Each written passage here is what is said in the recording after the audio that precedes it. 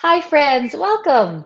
My name's Mia Park, and this is my interview series called In Response Interviews with Intriguing Internalizers. So, I am taking time to speak with my friends and family and loved ones from all over the world. And these people are very special and dear to me because I think they have really interesting insight into the outside world. And their inside world, I think, is a valuable thing for all of us to learn from. So, thanks to everybody who participates. And today's guest, I'm very excited to welcome Bill Miller. Yay, Hi. Bill. Hi. So, Bill and I met in a yoga teacher training program 2 years ago, a little over 2 years ago now. In the training program was in Texas, but Bill is in Wisconsin. Correct. And Bill is, I think, really fascinating. He has a lot of experience. If you read his CV, he sounds like a tough guy, like Vietnam War vet, and then became a Yeah. cop, and it was an investigator who did a lot of things, and then like taught criminal justice. And we met in a yoga program that was like a pre-yoga therapy program. So I think Yeah. it's like Yeah. an interesting arc for someone with this very kind of like seemingly aggressive and really like hard background would turn full circle to becoming a yoga therapist. It's interesting that you say that because I don't think of myself as that way at all. Um, but maybe who knows? Maybe it's a facade. It's a facade. Well, welcome, Bill. Mhm. Yeah, I mean, like I said, if we read your description, and Mhm. this is my bias. I have a stereotype of like, oh, here's this like white guy from Wisconsin with Yeah. this really kind of, I'm going to say like male or assertive resume. Mhm. War veteran, law enforcement Mhm. investigator, where you did interrogations. That sounds a little intimidating to me, but you're awesome. It's just Mia. It's just stuff that I fell into, and I, I'm not originally from Wisconsin. I'm originally from well, I was born in Jacksonville, Florida, and then spent the first 12 years of my life really in Memphis, Tennessee. My father was a college professor. He taught at Memphis State. Then it was a Memphis State College.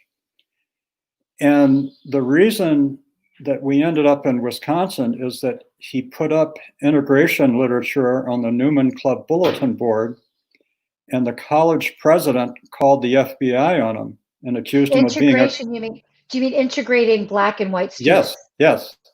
Um, and so the college president, and of course this was, segregation was big then, especially in Memphis. And my father had been arrested for sitting on back of the bus. He refused to leave, and so the bus driver pulled over when he saw a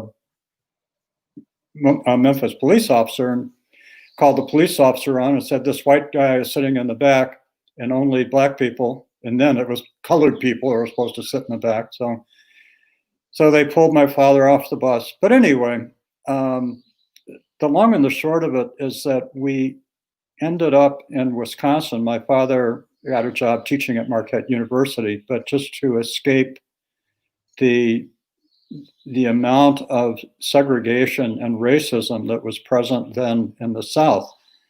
But I grew up in that. I mean, my father would have people come over late at night, um, and it was such a variety of people. There was a Baptist preacher. His name was Jim Crutcher. I'll never forget that. There was a communist who came over. My parents had become Catholic. We all became. Went from being Methodist to being Catholics in 1952. So if there was one thing that was almost as bad as being a communist in the South, it was being a Catholic because the Pope was going to take over the country. And I remember a kid next door that I played with came over one day and he said, "Billy, my mama said you're going to go to hell because you're a Catholic, but it's okay for me to play with you." So, so that's what I grew up with. And when you were talking about law enforcement and so forth, it's something that I fell into. I started teaching when I got out of Vietnam, I had a year and a half to finish up teaching. I finished that up at Marquette. I was teaching in a Catholic school, making $4,500 a year with no health insurance. We paid for our first child. I had to give St. Joseph's Hospital $700 in cash. And so I was looking for something that would give us health insurance. So in desperation, I applied for the police job, thinking they'll fire me within the first year. But if I can just make it through the first year, we can pay some of our medical bills. And I would have been making a whopping $10,000 a year. I mean, that was unbelievable money for us.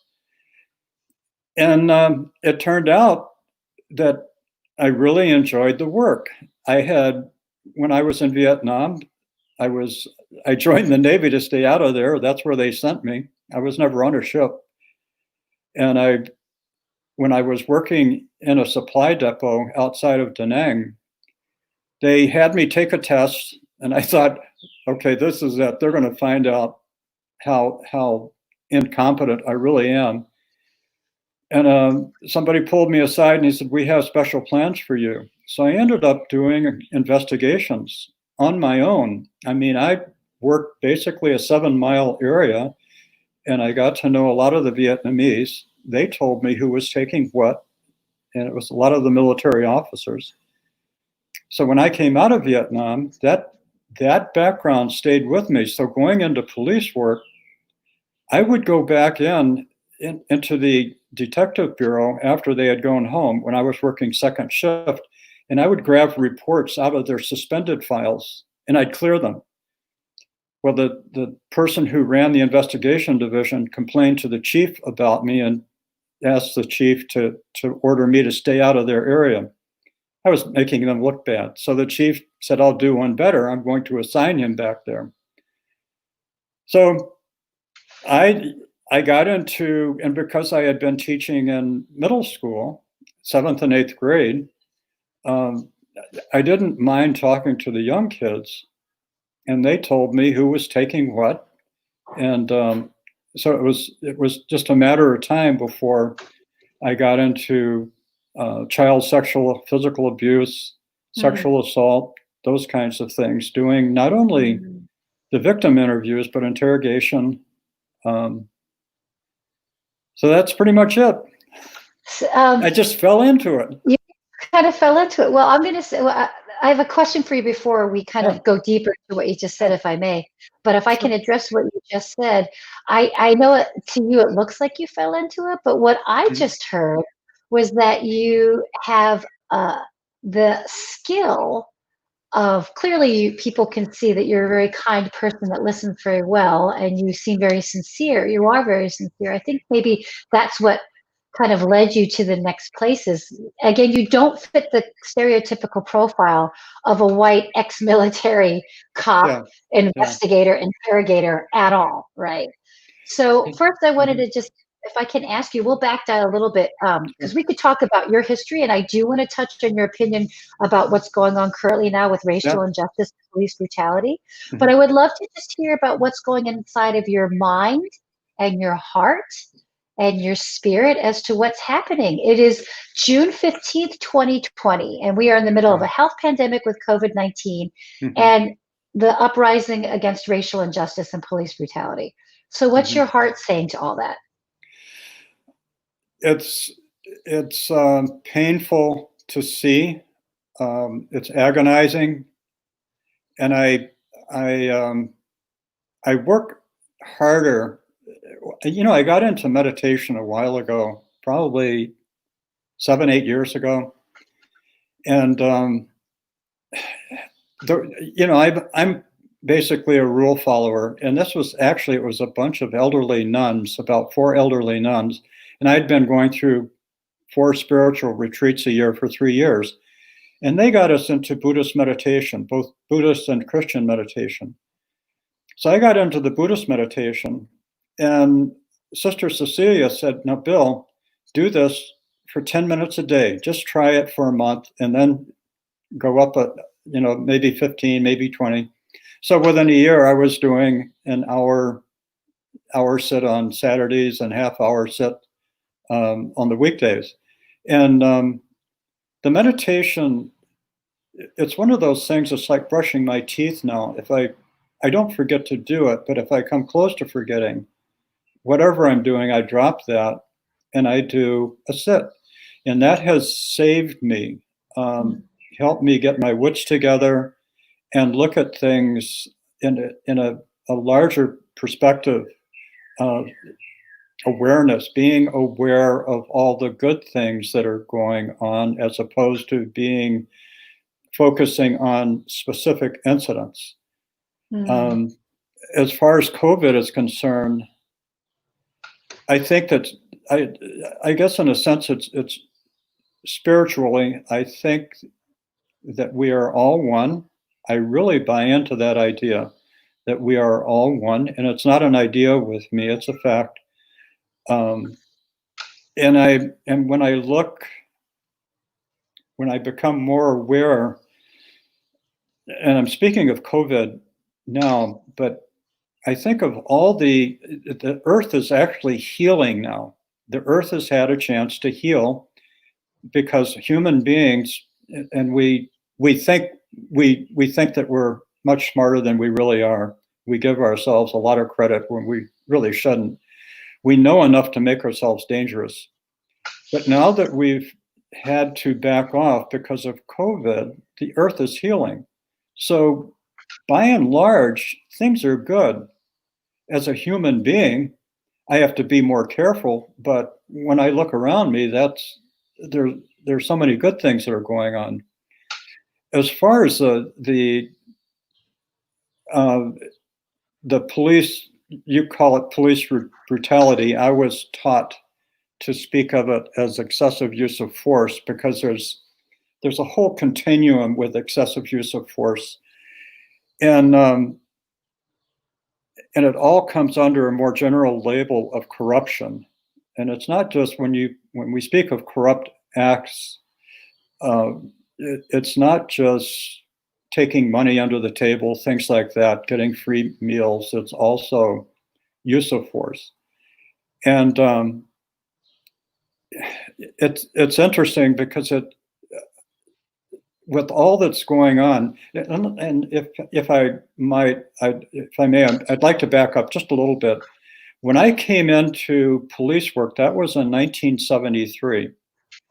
So I was in Vietnam in 1968 to 69, during the Democratic Convention in 1968 in Chicago.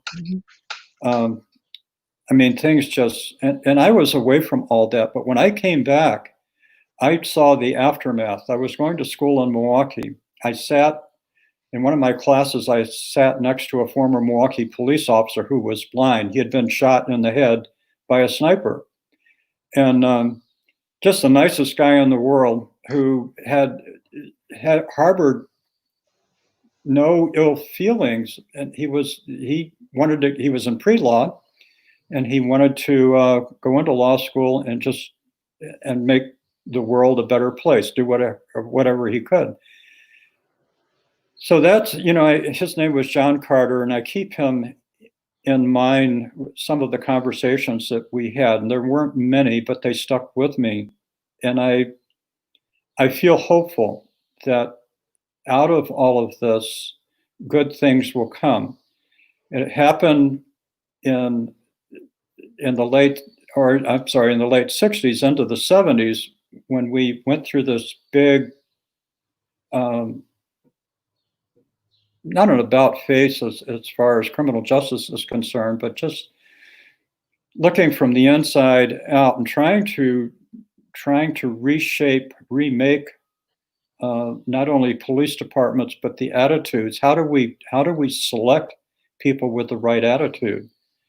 And that's about the time that I was hired. We went from, it was called the professional era, and the professional era of policing, we also call it the Joe Friday era, just the facts man. So we didn't want to get too closely involved with citizens, because that was an opportunity for corruption. So you wanted to distance yourself. So the mirrored sunglasses, things like that.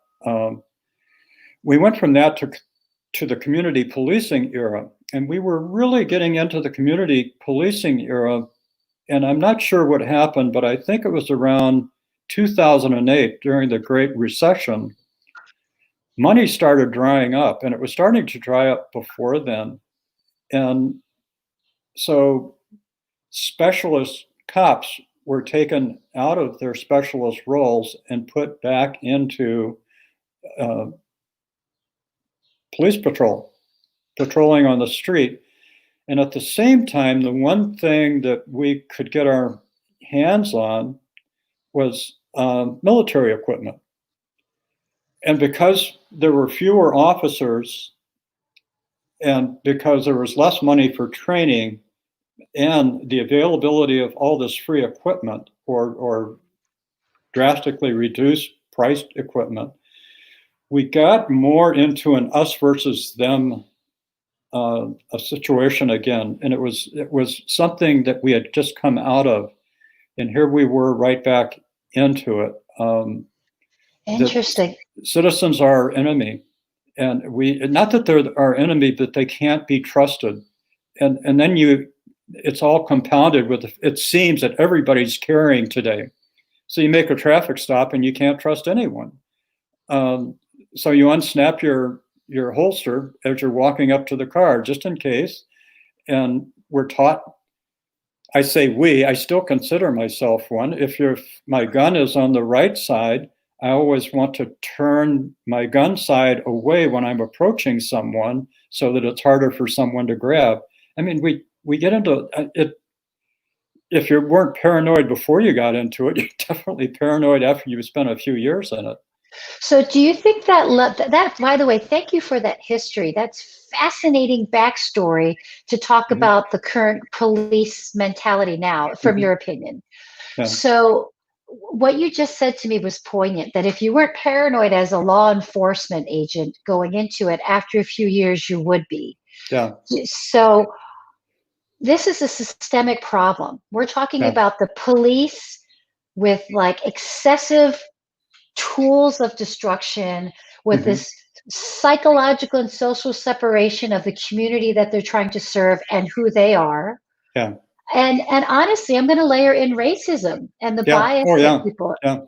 So as a yoga teacher and ex-military and ex-cop and investigator, how do you see us changing this trajectory? How do we change cops to stop being so traumatically, like they are traumatized and they are traumatizing people? What do we do?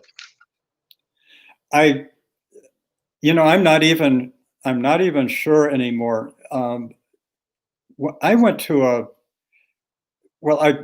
I was a pain in the side for my police chief. I worked in the southeastern area of the state of Wisconsin. And this guy had been a Milwaukee motorcycle cop, rough around the edges, but he really wanted to learn, but he was afraid to learn. He was afraid that he wouldn't mix well. So he'd call me in, Miller, I want you to go to this. Chief, I don't care. I'm not asking you, I'm telling you, I want you to go to this training, then come back and tell me what you learned. So I did that. And I mean, the guy was like my father in a sense, but I learned a lot because of the educational opportunities that he created for me. But I went to Southern Police Institute, which was a 3-month school at the University of Louisville. And it was basically part of their criminal justice program. And it was a school for police managers, 15 credits in management. There were 41 of us in the class from basically the US, China, a couple of other places. But we would stay up late at night talking about, and this was in 1993, talking about how we could remake a police department for the 21st century and getting more into working with the community. How do we include the community? How do we make the community part of the police agency. And I came back with all sorts of ideas, thinking that I was going to run into a brick wall when I got called into the chief's office my first morning back. And I went in and he said, "What did you learn?" I told him. He said, "What do we need to do?"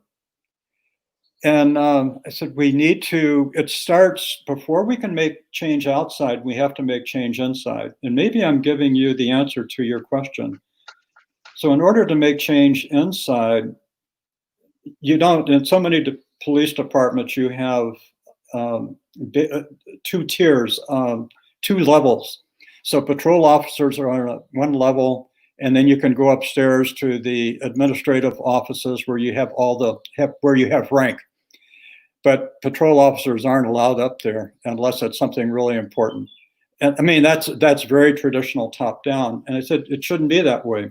And the other thing is that a long time ago, there was the RAND Commission had done a study of police investigations. And what they found out is that when people reported crime, traditionally, patrol officer would take the report, and then the report would sit on the detective's desk in the in basket until the detective began working on it, anywhere from 3 days later to 3 weeks later, depending what the caseload was.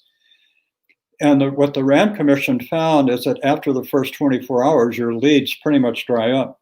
Oh. So it made most sense to have patrol officers follow up on their own, on the complaints that they take. So patrol officers said, the patrol supervisors told me, "Bill, you're taking all our best people, and now you want us to do more while you take our best people?" And I said, "I'll make a deal with you. I won't take your people anymore if you let some of the current detectives train some of your patrol officers to do at least initial investigation." So we began doing that. I began making myself more available for third shift. And I started a strategic planning committee at the police department. And what the strategic planning committee found, and again, we're working on the internal workings of the police department, how we get along with each other. So we Bill, made, if I yeah, may, I yeah, love all the details. We're yeah, about at time, so yeah, it's just so many conversations to have because you have so much experience. yeah, If you don't mind, I'd like to pull back a little bit and yeah, do bird's eye view. yeah, We are at time, but I'm just going to ask you one question. sure. Knowing that you retired from law enforcement Hmm. in the 80s, and it's a new 90s. time in 90s, pardon me, that you Yeah. retired from the law enforcement in the 90s. I Hmm. just have to ask you, did you recognize racist behavior from the police officers on who they Yeah. treated? You did. Yeah. And And was go go ahead. ahead. Well, I recognize it in myself, in that I recognize that there was a reaction within me if I saw an African American. What was interesting, and I had um, some friends that I was going to this school in Louisville, um, African American officers who were talking about 150 percenters. I didn't know what they were talking about at first. In order to succeed in the white world, you have to be a good 150% Oh better yeah. than everybody around you. But the problem that some of them were having is that carried over. And I remember one officer who was a Georgia trooper who was talking about slamming his ticket book into the gut of an African American that he had arrested. I said, "Why did you do that?" He said, "I was angry because he's making the rest of us look bad." And I started seeing this more when you talk about a systemic problem, um, Yeah. and you get into the heart of recognizing racism for what it is, and it starts up in here, and it's conditioning, and this all goes back to meditation, recognizing, and we talked about this in yoga training, in teacher training, recognizing conditioning in our behavior. And one of the purposes of meditation is to allow conditioning to arise so that we recognize it. Thank you for that. And when you were talking about how change can only happen on the outside when it happens on the inside in Hmm. regards to the police Hmm. force. We Yeah. know that's also the microcosmic part of that, is that change can only happen on the outside of us once we change the inside of us. Right. And Right. I want to thank you so much for your time and your wisdom. We could go on and on. You have a lot of valuable information, Bill.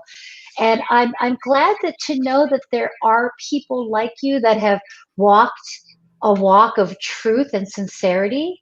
And thank you for admitting that you had your own bias against seeing African Americans when you were a white police officer, Yeah. but that you Yeah. had the because of your insightfulness and your meditation practice, I'm glad you had the ability to put a wedge between your response to seeing a Black person as a white cop and then Mhm. acting upon seeing a Black person as a white cop. So Yeah. thank you Yeah. for that. Thank you, Mia. Thank you for the opportunity just to get Yeah. some of this out. Oh, it's important. It's important. But thanks for watching, everyone. Lots more great conversations to come. And if you happen to live in the Wisconsin area, go see Bill as a yoga student and as a yoga therapy client, because he's amazing. And I just want to acknowledge Carrie Lee Bland. Kendall saying that she's saying that we know the layers were deep and this specific perspective of observation is so valuable. So thanks, Carrie, for Thank acknowledging you, that. And Carrie. thanks, Bill. Yeah. All right. Thank Take care, you. everyone. Bye. Until next time. See everybody.